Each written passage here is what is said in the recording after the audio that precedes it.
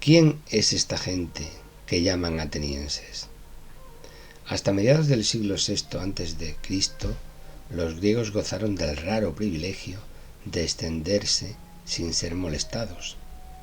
En el Egeo, donde reinaban desde el ocaso de Creta, sus competidores fenicios les cedieron el puesto, prácticamente sin lucha.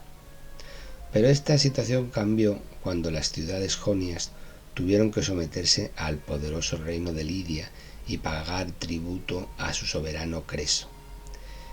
Y más cuando hacia la mitad del siglo VI el reino de Creso fue conquistado por el rey persa Ciro. Las colonias griegas quedaron entonces sometidas a la autoridad del sátrapa de Sardes. Las ciudades jonias tuvieron que pagar el tributo del rey. No fueron tratadas con dureza, pues aunque el poder quedó en manos de tiranos de la confianza del sátrapa, se les permitió conservar su religión y tradiciones. Pero las ideas de igualdad ante la ley y de democracia ya habían arraigado entre los jonios y les incitaban a luchar contra los tiranos. Por lo demás, Ciro favoreció en todo a los fenicios, cuya colaboración precisaba para la conquista de Egipto. Y cuando su hijo Cambises la llevó a cabo, la caída de Naucratis supuso un duro golpe para el comercio de Mileto. Solo 10 años después, Darío I conquistó Bizancio, el puerto que abría el Mar Negro al comercio griego, cuya fuente de ingresos quedó a su vez cortada definitivamente para los jonios. Y todavía peor fue la destrucción en el año 510 a.C. de la rica y sofisticada Sibaris en Sicilia, en el transcurso de la cruel guerra que mantuvo con Crotona, donde se cuenta que en la última batalla los caballos de Sibaris se pusieron a bailar al son de las trompetas del enemigo. Allí perdieron los milesios el principal apoyo para su comercio en el mar Tirreno. La situación económica se hizo desesperada y originó un profundo resentimiento contra el imperio persa.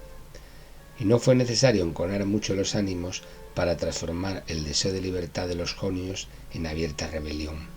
El ambicioso tirano de Mileto, Aristágoras, movilizó a su pueblo y a sus aliados del Asia Menor. Corría el año 499 a.C.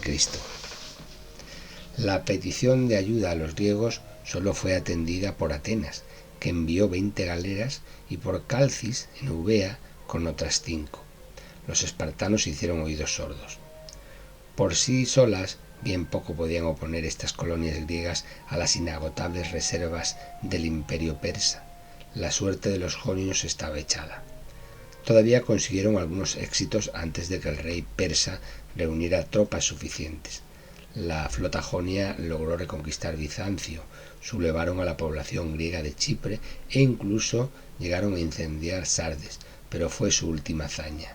La guerra se prolongó durante 6 años hasta que en el 494 Mileto fue destruida desde sus cimientos y los supervivientes deportados en masa al interior de Mesopotamia. El papel de primer orden que los jonios del Asia Menor habían desempeñado hasta entonces en el mundo griego tocaba a su fin. El atrevimiento de los atenienses no pasó desapercibido al rey Darío, que comenzó a preparar de inmediato una expedición de castigo contra Atenas. La intervención de Atenas en la sublevación de los jonios se ha explicado por causas económicas. Los persas habían formado una marina de mercenarios fenicios y egipcios, y con ella suplantaban a los griegos en el comercio del Mar Negro y parte del Mediterráneo occidental, desde Córcega a Marsella. Aunque la verdadera causa de la legendaria lucha que emprendió Atenas contra el imperio aqueménida hay que buscarla en la instauración de la democracia y las reformas políticas introducidas por Clístenes. Tras el derrocamiento en el 510 a.C. del tirano Hipias, las reformas habían trastocado las bases de la antigua organización ateniense, basada en los lazos de sangre, para ceder su lugar a unos nuevos principios, en los que el lugar de residencia se iba a convertir en la célula primordial de la vida ateniense. Pero junto al partido de Clístenes se encontraban otros bandos en Atenas, Los pisistrátidas aún tenían cierta fuerza en la ciudad, al igual que los alcmeónidas, y por otro lado estaban los círculos oligárquicos que, dirigidos por Milcíades y Arístides, iban a agrupar numerosos adeptos durante este periodo. Los pisistrátidas eran partidarios directamente de los persas, ya que con su ayuda veían la posibilidad de reconquistar el poder. Por otro lado, Esparta, preocupada por las consecuencias para su hegemonía de la extensión en Grecia del régimen democrático, rectificó su política de apoyo a Clístenes, aliándose con Tebas y Corinto, y fraguó sin éxito varias intentonas armadas contra la democracia ateniense, consecuencia de las cuales consiguió Atenas anexionarse Platea en el Ática, que había pertenecido a Tebas, así como la isla de Eubea. Pese a estos éxitos de la democracia, en el 490 a.C., año en que se puso en marcha la expedición de castigo del rey Darío contra Atenas, la situación en la ciudad era muy confusa. La pugna principal entre los dos partidos, democrático y oligárquico, se refería a la forma como debía de llevarse la guerra. Los partidarios de la oligarquía querían llevarla por tierra, pues siendo los propietarios tenían todo su interés en alejar a los persas de las casas y los campos de cultivo. Los demócratas no solucionaban sus problemas con expulsar a los persas, ya que sus actividades giraban en torno al comercio y a la artesanía, y necesitaban el dominio del mar para comerciar con sus productos, y por eso insistían en la importancia de la flota. Cuenta Heródoto que Hipias, en su huida de Atenas, se había refugiado en la corte persa y acompañaba a los ejércitos persas. Confiaba en que a la vista de las 600 naves, unos 40.000 soldados del ejército de Darío, los atenienses se amedrentarían y que sus partidarios se sublevarían en Atenas y contribuirían a la victoria persa y a la recuperación de su tiranía. Sin embargo, siguiendo sus consejos, la flota persa, en lugar de acudir directamente a Atenas a tomar los puertos de Falero y el Pireo, desembarcó al otro lado de Atenas en las playas de la llanura de Maratón, detrás del monte Pentélico. En Atenas los partidos seguían divididos.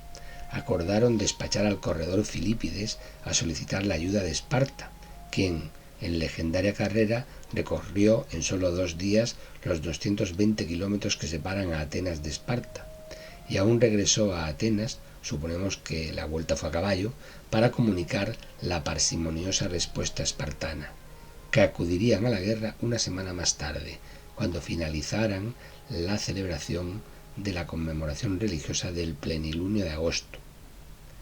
Los atenienses, nada más tener noticias del desembarco persa, sin esperar a los espartanos, decidieron salir hacia Maratón.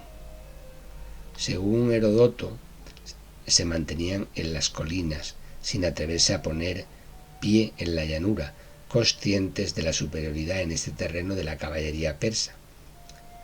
Pero los generales persas cambiaron repentinamente de planes y comenzaron a embarcar sus tropas para llegar cuanto antes por mar a Atenas, donde confiaban que sin la presencia del ejército ateniense, de inmediato les serían abiertas las puertas de la ciudad por los partidarios del tirano Hipias. La noche del plenilunio, el 15 de agosto del año 490, los 10 estrategos atenienses celebraron consejo secreto. 9 eran partidarios de regresar a Atenas cuanto antes para evitar su caída, pero el más veterano de ellos, Milcíades, tenía otra idea: aprovechar la sorpresa y atacar a las tropas persas en mitad de sus operaciones de embarque. Esa misma noche, después de una segunda votación, el plan de Milcíades fue aceptado. Al amanecer, cuando ya la caballería persa estaba embarcada, los 10.000 hoplitas atenienses descendieron a toda velocidad de las colinas en cerrada formación y en una auténtica carga.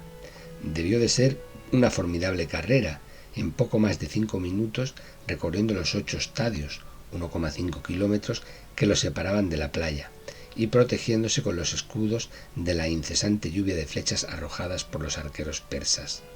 La sorprendida infantería persa, con escudo de mimbre y espada corta, no pudo ofrecer resistencia contra la impetuosa arremetida de los hoplitas equipados con cascos, armadura, escudos y largas lanzas.